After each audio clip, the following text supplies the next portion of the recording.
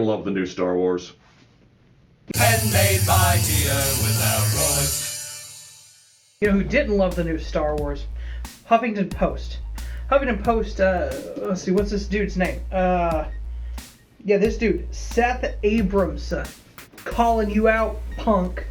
Seth Abramson put out a list, 40 unforgivable plot holes in Star Wars The Force Awakens. Not only are most of them absolute hogwash, majority of them are actually explained about the film itself. So we're going to take it down, one point at a time, over this week and next week. 20 now, 20 later. We are going to destroy this punk like the second Death Star. This is how we deal with traitors. Point number 1.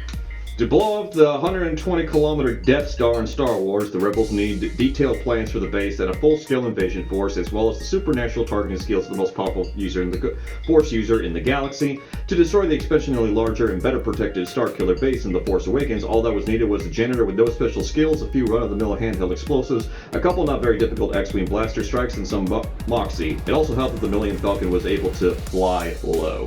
First off, if you think Finn has no special skills, I don't know if you watched the same movie that we did. Finn is freaking cool. He's a stormtrooper. Yeah, but he's so much more than that. Yeah, he's a stormtrooper that can hit his target. That alone is supernatural targeting if I've ever heard it. Mm-hmm. But beyond that, I really do think he's got some Force sensitivity to him. You're not supposed to be able to use a lightsaber without the Force. I really think that while they didn't focus on his Force adeptitude, I think he's got something latent there. If I'm wrong, I'll be surprised. Well, I would actually, as a point to that, I would definitely say that part of the Stormtrooper training definitely helped him with his ability to use that. Sure. He was still able to turn it on, much like how Han Solo was still able to turn on the lightsaber in, Empire Strikes Back to call out, Bantha, it smells better on the outside. Sure. Sort of deal. But, yeah, he was able to fend off not only a Stormtrooper, but, a Sith Lord in training with reasonable expectations. We're going to get to that a little bit later in the list. Right now we got to focus on the Starkiller base. First off, it's really nice that the Starkiller base is named that, because Anakin was Luke was originally supposed to be named Luke Starkiller, but they thought it was too violent, so they changed it to Skywalker. And as such, Starkiller has lived on through Star Wars mythos from one thing to another, including Force Unleashed. The Force Unleashed. There we go. Force Unleashed's protagonist, Starkiller. Vader's Secret Apprentice. Weird games, but they were fun. But to get into this base, they still needed the plans. They still had the plans. They show them in the film. But beyond that, the Millennium Falcon didn't just fly low. It exited light speed inside the planet's orbit. You can't tell me that doesn't take a crack shot, flying ace in order to pull that kind of maneuver. Heck yeah. And then beyond that, they still almost lost. They did. They took everything. That even with all the rickety-dickety explosives, that only opened up a dent, and they just so happened to, create enough exhaust, and, it was the act of the actual sun being, thrown in there, be able to trigger that all off. It wasn't just we're gonna, strap some dynamite in here, blow that up, and then we're gonna toss in a hand grenade, and that blows up, a big building. Well, not to mention, no other pilot other than Poe Dameron could have pulled off that run that he did. The area in there was so tight, so compacted, for an X-Wing to maneuver like that and make perfect shots. Poe Dameron is an ace. So they needed not one ace like they had in Episode 4. They needed Han at his absolute best and fully committed. They also needed people to plant the explosives down on the surface itself. Which included a Force user to get out of there in the first place, plus a Stormtrooper that had some, knowledge of, the facility or, of, empirical, build structure to get there. Plus Chewie to be Chewie. Aww. And then, Poe to be able to, make the shot without the Force, Luke. Without the Force. So, all in all, first point, completely just poorly even thought out. Just done. Scratch it from the list. So, point number 2. The wily Han Solo loses track of his most prized possession, the Millennium Falcon, for more than a dozen years. Okay, well, the dude's a gambler. He won the Falcon, through gambling. probably, just had a bad day, lost it in a bet, because that's what Han Solo does. And then he said it got stolen, but come on, it's Han. He probably lost it in a bet because he was felt cocksure of himself, and then, oh hey, guess what? That ship gets traded off to somewhere else, and that goes somewhere else. And I don't know, the fact that you're raising a kid maybe mean that you don't need the fucking station wagon, taking around everywhere, this and that. You trade it in for a not hot, a hot slick, frigator with dead, crazy, man-eating aliens on it. But all that aside, I mean, the dude is a gambler. Like, he could have easily just pawned it off or something if he owed a debt to somebody, because, I mean, let's face it, he had 2 people trying to collect on him. It's Han Solo. He's not the most fiscally responsible dude in the galaxy. Yeah, and beyond that, I mean, he rigged the Falcon to be hard to find, and they said that the ship had been inactive. The reason he found it is because the ship finally came back online. He'd been watching for it, waiting for it, knowing it would turn up again. It was just a matter of time. Mm-hmm. So Han had his plan. He didn't lose it. He was waiting. He had baited his trap, and he just happened to have it spring. Point number 3. Kylo Ren, a powerful Force user, fights a lightsaber duel with an ex-janitor who has never held a lightsaber, and yet A, never uses the Force on his opponent, though doing so would have ended the duel immediately, and B, barely wins the fight, suggesting that he is simultaneously one of the least strategic wielders of the Force the dark side has ever seen, and despite his training, absolutely terrible with a lightsaber. None of this stops Kylo Ren from designing and building his own completely impractical cross-barred lightsaber. Okay, first off, the crossbar lightsaber is not impractical. It's an ancient design. The crystal's actually harnessing too much energy. Those are vents. And yeah, it also helps that he kind of researched and saw how many hands we keep losing to lightsabers, so he decided no.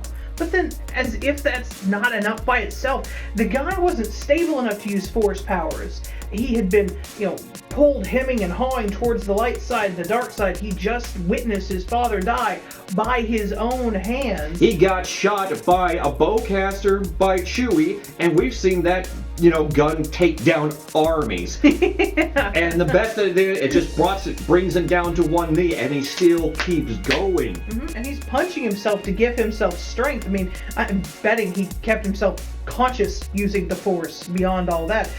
So emotionally unstable, shot in the gut, and then going out into the snow, and it's 2-on-1.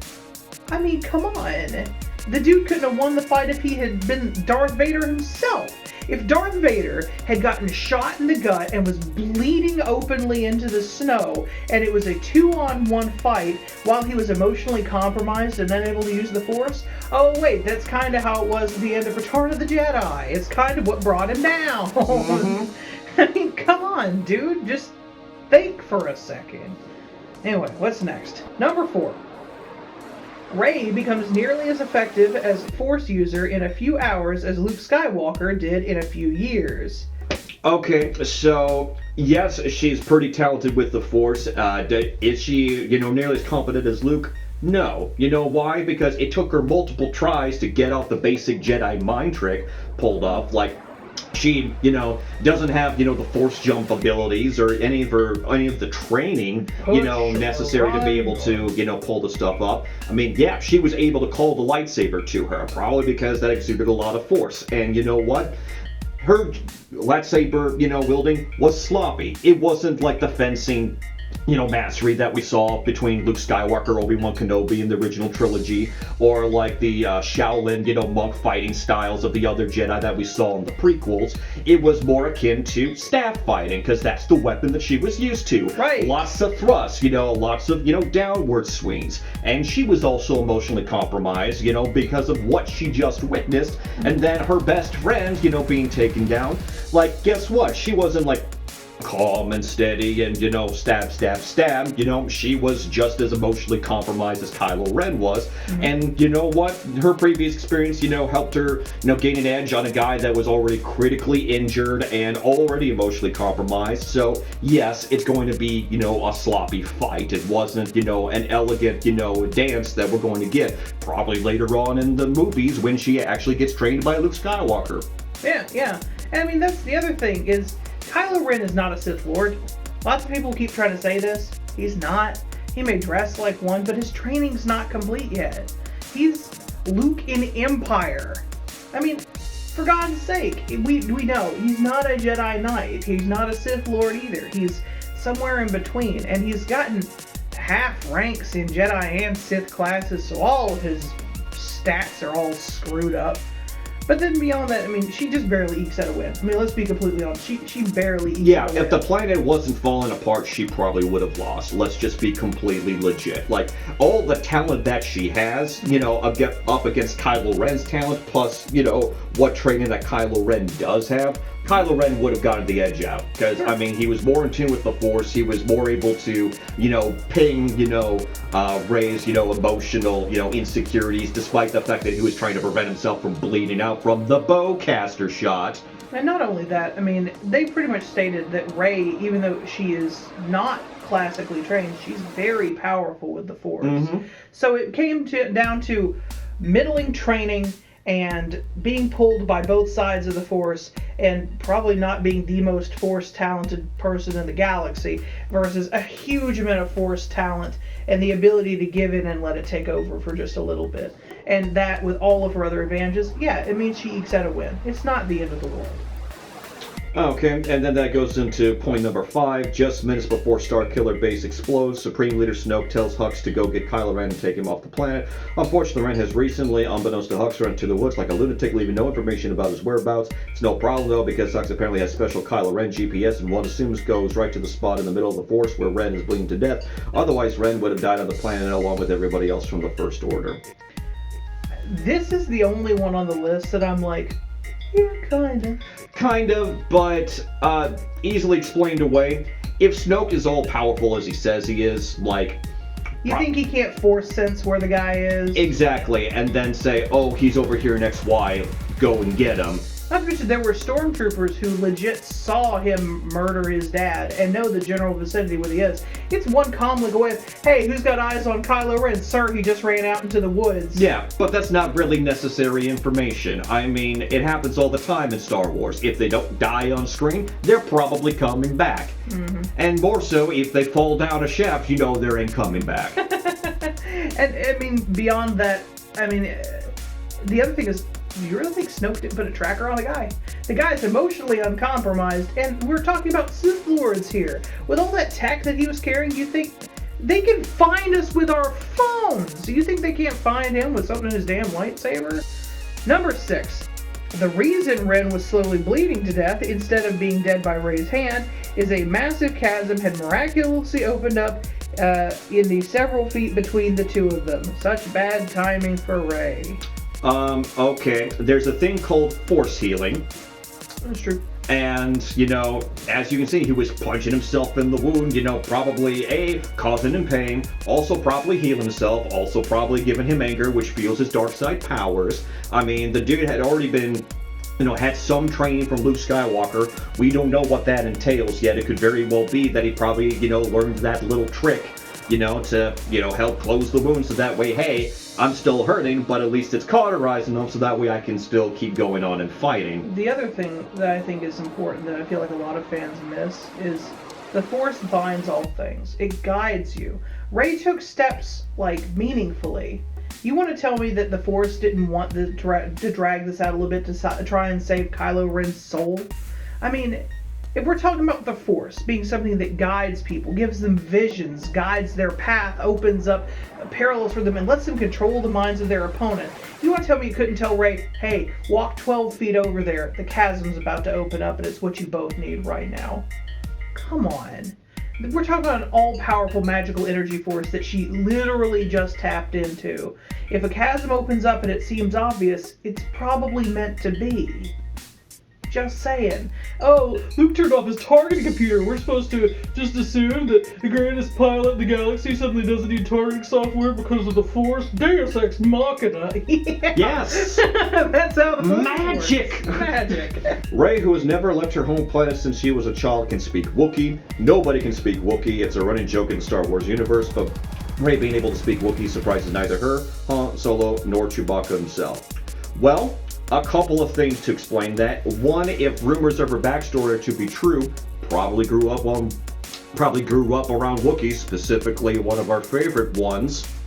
And then, second point, she lived on a trash collecting, planet, picking up scraps and stuff. You can't tell me that no Wookiees, haven't come, around by and being able to, pick up the language, because guess what? Probably needs to survive by having with a Wookiee partner or something to that effect. Also, they're just wrong.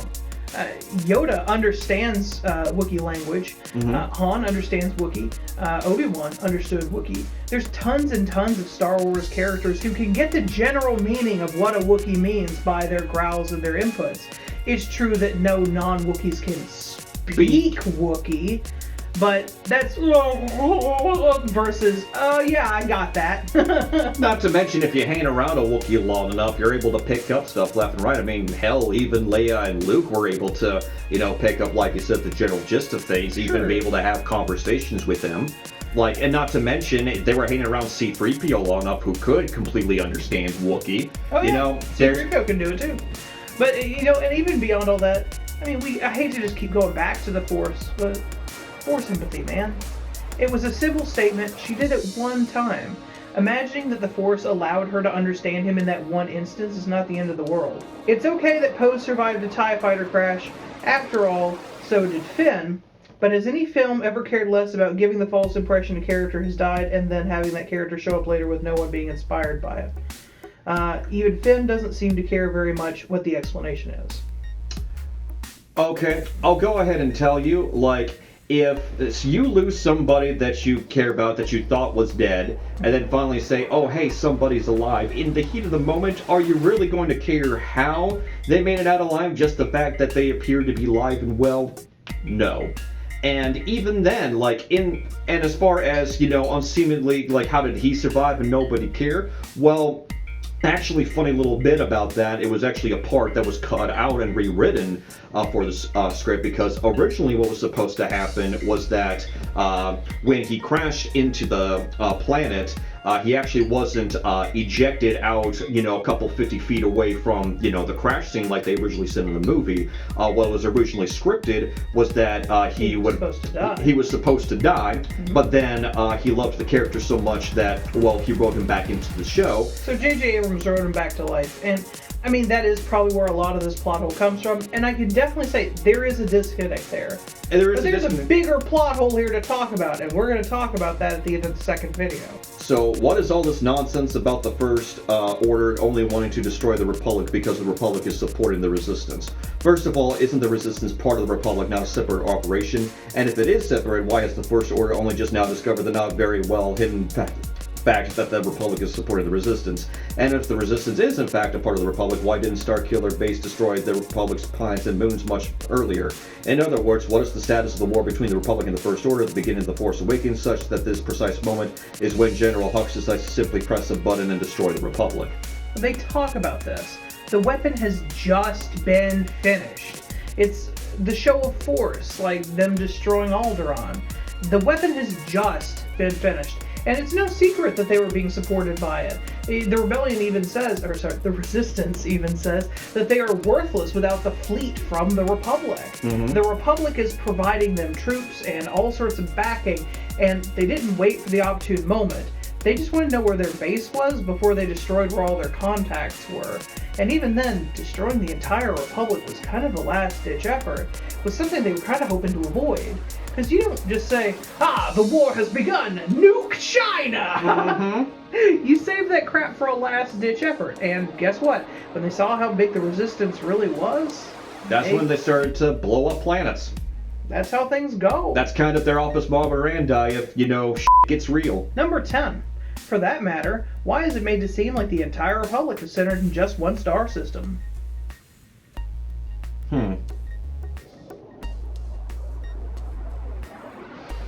Capital cities. Capital cities. Capital cities, of course. Not to mention, planets in Star Wars just basically mean one ecosystem, one central hub, critters, circle of life thing, if they even exist on the planet. It's not a complete, Earth-like, place where there's multiple biodomes and, multiple types of cultures, unless we're, talking about Naboo, in which case that was even still one, biosphere. But I mean, even in our world today, if somebody went to war with America and they destroyed Washington, D.C., it's a decisive blow, and it would be certainly a destabilizing force. And everything in our general country would be thrown into chaos. Not to mention, they didn't use any of the other planets that they used in either of, the 6 movies. Like, all the planets were new. Yes, the biodomes were similar, but again, that's kind of the gist of Star Wars. One planet is a desert planet. One planet is a rock planet. One planet is, Lava planet. Grass planet. Water planet. Cheese planet. Swamp planet. Dance planet. City planet. Absolutely. The word you're looking for, by the way, is biome. Biome. That's the word. Biodome's a movie with Pauly Shore. That's true. Don't see it. So, that's 10. 10.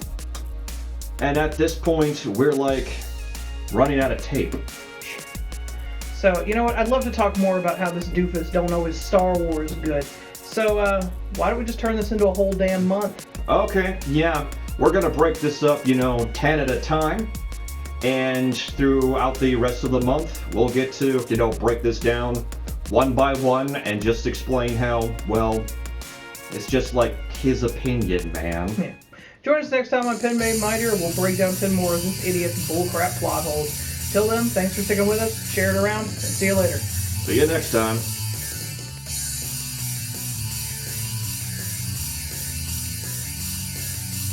Pen made mightier without roids.